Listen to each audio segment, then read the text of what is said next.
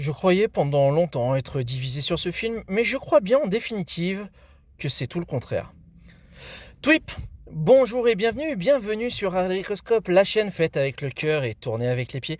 C'est un plaisir de vous retrouver pour cette 210e vidéo consacrée aujourd'hui à une expérience de visionnage et non des moindres, puisqu'il s'agit de Funny Games US de Michael Haneke, sorti en 2007.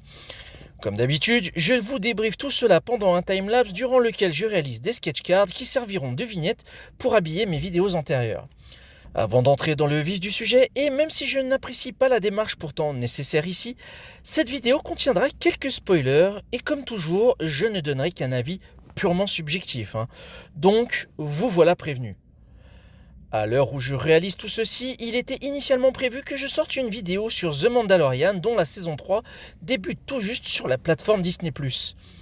Finalement, mon cerveau tordu a préféré me rappeler cette expérience particulière et marquante du film de Michael Haneke, remake de son propre film, sorti quelques années plus tôt. Il faut dire que mon épouse m'avait ce soir-là tendu une embuscade en me faisant regarder ce film dont j'ignorais tout, de son intrigue à son casting, curieuse qu'elle était de connaître mon avis.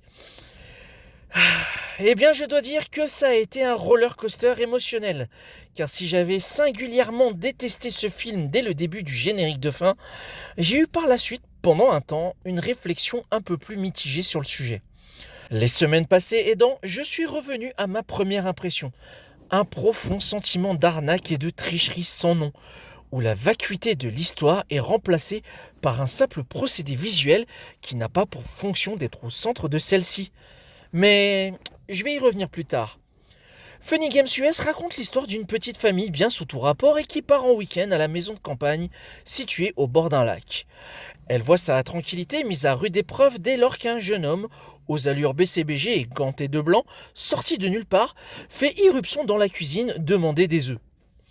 Poli et courtois, on sent pourtant qu'une sale ambiance s'installe, surtout lorsqu'il prétexte une maladresse en mettant le téléphone portable dans l'eau de la maîtresse de maison alors que cette dernière regardait ailleurs.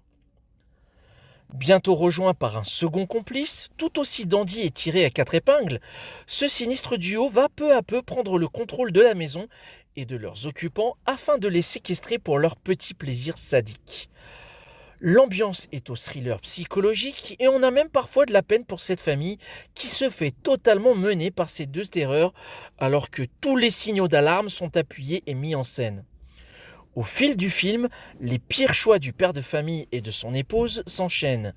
Des choix imposés par le couple de psychopathes pour leur jeu macabre, tout ça pour basculer dans le cliché et parfois dans le pathos le plus absolu. Cette succession d'événements autour de ce pari consistant à la survie de la famille jusqu'au petit matin conduira à la mise à mort accidentelle de leur enfant sous leurs yeux. Là où l'arnaque survient, attention spoiler, c'est au moment où l'un des dandys se fait surprendre et perd la vie d'un coup de fusil.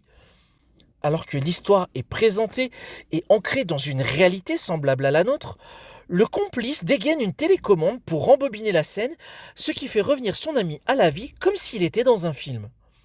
Le ton du film bascule alors totalement dans un aspect méta dont seules quelques ridicules répliques lâchées quelques instants plus tôt pouvaient éventuellement en présager la tournure. Cette pirouette scénaristique change littéralement le propos du film, passant du récit angoissant aux enjeux apparemment totalement incertains à une histoire métaphysique qui renvoie à l'absurdité des personnages et à la prise de conscience de leur caractère fictif, trichant ainsi avec les codes pour assurer leur propre survie dans l'histoire. On apprend par conséquent que les véritables héros ne sont donc pas les membres de cette famille à la cohésion fragile, mais bel et bien les deux psychopathes. Ils ne peuvent donc mourir, poursuivant leur inlassable boucle de tuerie, allant de maison en maison pour appuyer sinistrement leur théorie. Et je disais que je détestais ce film.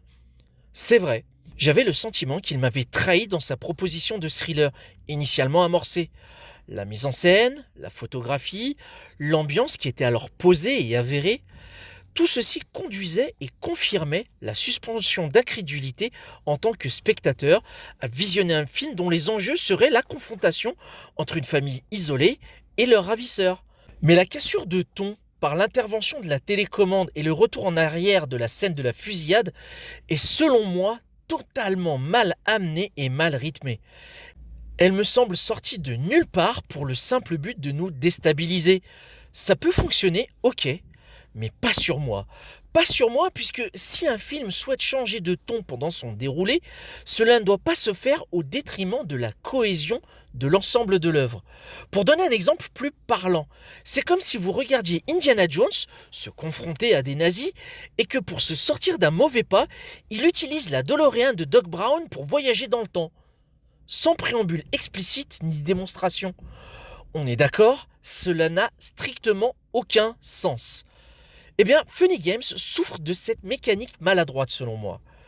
Alors attention, je reste totalement ouvert et réceptif aux histoires qui peuvent changer de rythme ou de ton, comme le polar qui tombe dans l'horreur, j'ai nommé Une nuit en enfer, le thriller claustro qui vire au fantastique, comme ça peut être le cas dans 10 Cloverfield Lane, ou enfin la comédie dramatique de Gary et ses anciens potes dans une virée de beuverie qui se change en SF post-apo dans Le dernier pub avant la fin du monde.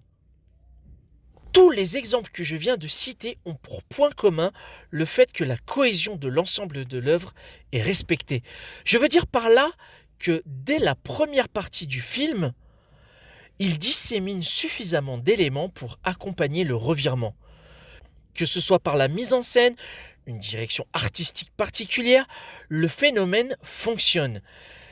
Et ici, côté performance d'acteur, si pour Funny Games, Tim Roth et Naomi Watts qui jouent les parents séquestrés sont un petit peu à la peine, selon moi, Michael Pitt réserve quand même quelques fulgurances et ça a le mérite d'être souligné. Par contre, je ne retiens de ce film cette pirouette qui m'a éjecté de l'histoire. La première partie appuie tellement sur les clichés du thriller que la rupture de ton avec l'épisode de la télécommande semble sortie de nulle part comme je le disais. Oui, vous l'aurez compris, l'expérience a été pour le moins particulière on pourrait dire. Pire, je me suis comporté comme un hooligan devant un match de foot à hurler et insulter inutilement mon écran.